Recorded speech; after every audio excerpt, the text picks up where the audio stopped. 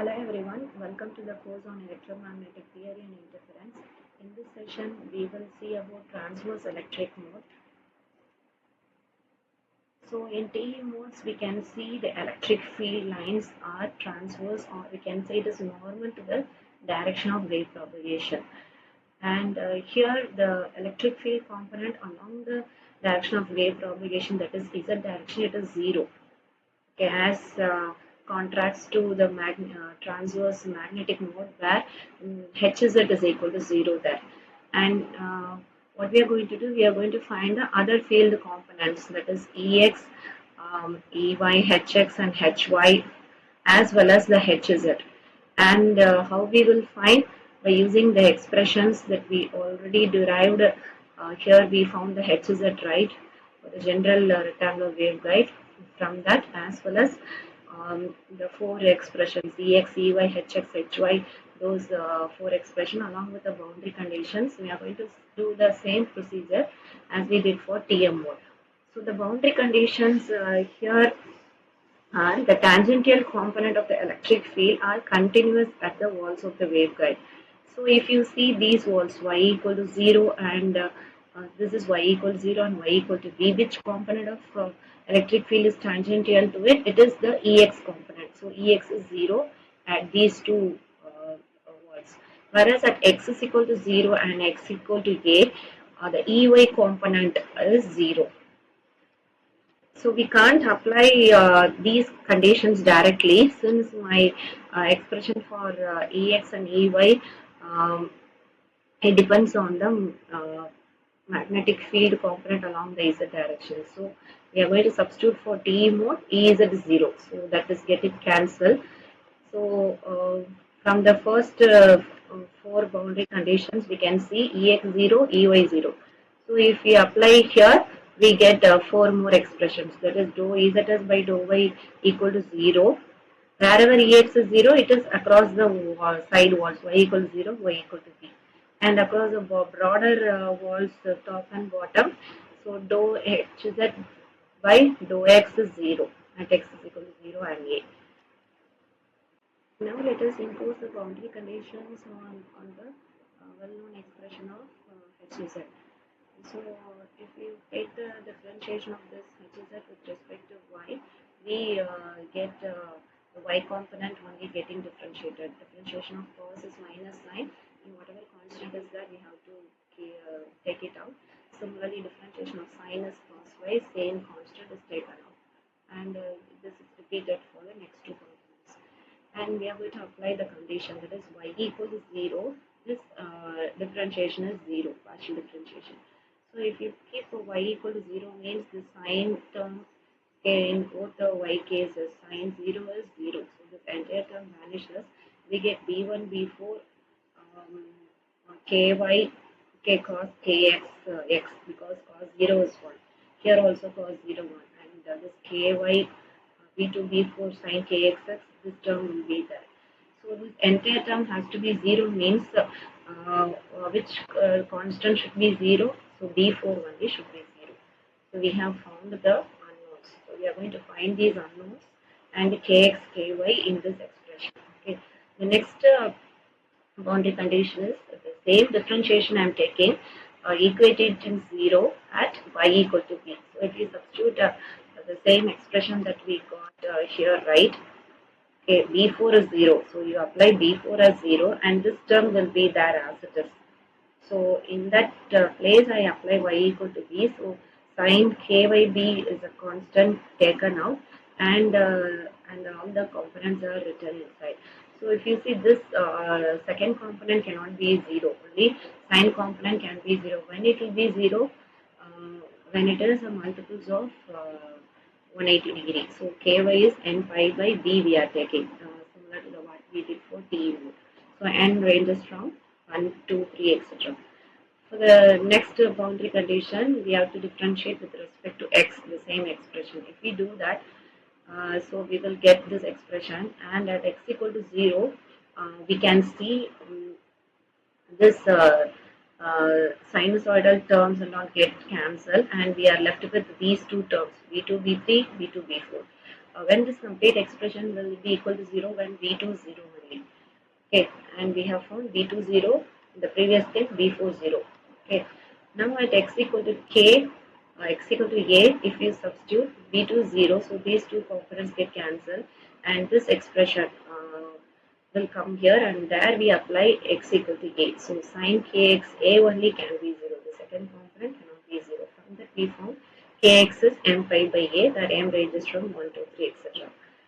So this complete expression is reduced to this form now. As B2 is 0, B4 is 0, we get B1, B3, all are cosine terms, cos n phi x by a, cos n phi y by b into e power minus gamma z, where we have replaced B1, B3 by h now. So other field components Ex, Ey, Hx, Hy, we will arrive from these expressions that we got from general case, right? So we have to take the already differentiated, we have to differentiate this expression with respect to y and x, and we have to rewrite this, we have to find this expression. So here, the m, here m and n integers can have the value from 0, 1 to 3.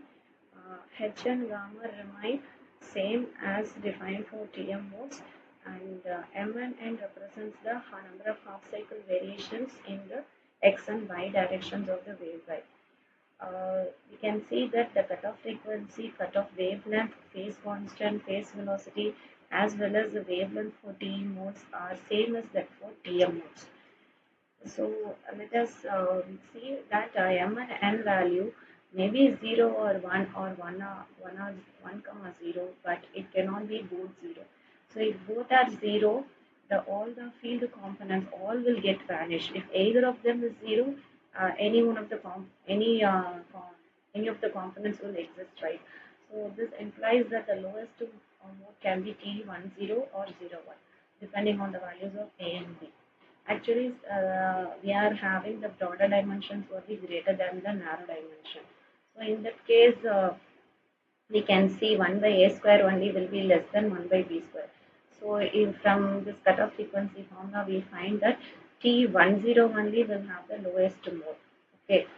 So cutoff frequency, if we substitute 1 and 0, we have u dash by 2a. This value only will be lesser than u dash by 2b. So we call this lowest mode as dominant mode of waveguide, and it is very important. The cutoff frequency for T10 mode is, after applying the 1 and 0 for m and n, we get u dash by 2a. Similarly, the cutoff wavelength is nothing but the fc is equal to velocity by wavelength, right? So that is lambda c, 2a.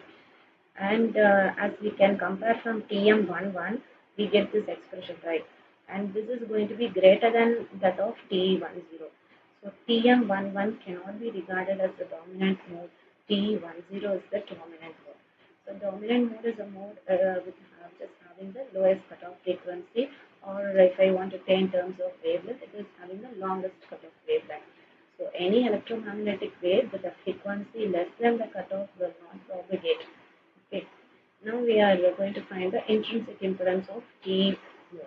And this intrinsic impedance is not same as that of TM mode. So the intrinsic impedance for TE is equal to the ratio of electric field along the x direction to the ratio to the magnetic field along the y direction. Or if I want to take the other direction, that should be a negative sign. So if you just substitute Ex by Hy, we can see for gamma it is J beta. So J and J get cancelled, and H square get cancelled. Omega mu by beta we will get. So other components are same, and everything gets cancelled. So if we substitute the value of beta, omega into root of mu epsilon into that multiplication factor 1 minus xc by x the whole square, we get this particular answer, and that is going to, I can equate that to, since the root of mu by epsilon is eta dash, which is the intrinsic impedance of uniform plane wave. So this is for the TM TE mode. Okay, and for TM mode we found it is multiplied by the factor, whereas in TE we can see that this factor is coming in the denominator.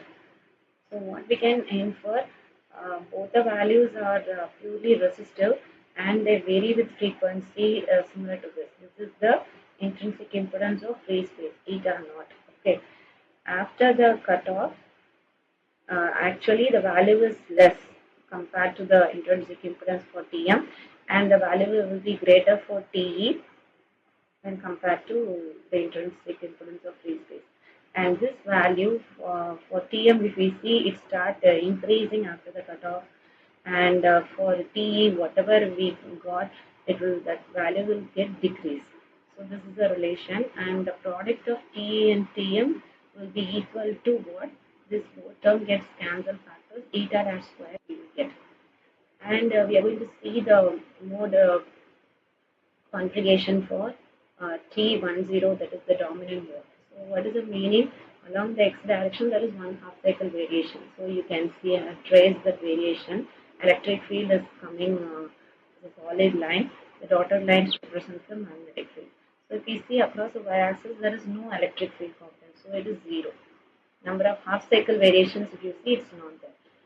So this is a side view along the direction of propagation, and this so here we can see the waveguide modes, the transverse electric and transverse magnetic mode.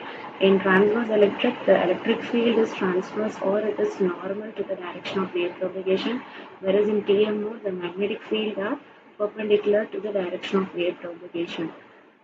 So we have seen in both the modes how to find the wave equations as well as the cutoff frequency, wavelength, phase constant, phase velocity, and the intrinsic impedance for both the modes. And we have seen the field configuration in both modes. And to summarize, the dominant mode, the mode with, in the rectangular waveguide is the TE10 mode, whereas in TM the lowest mode is 11, but out of these two, the dominant is TE10 only.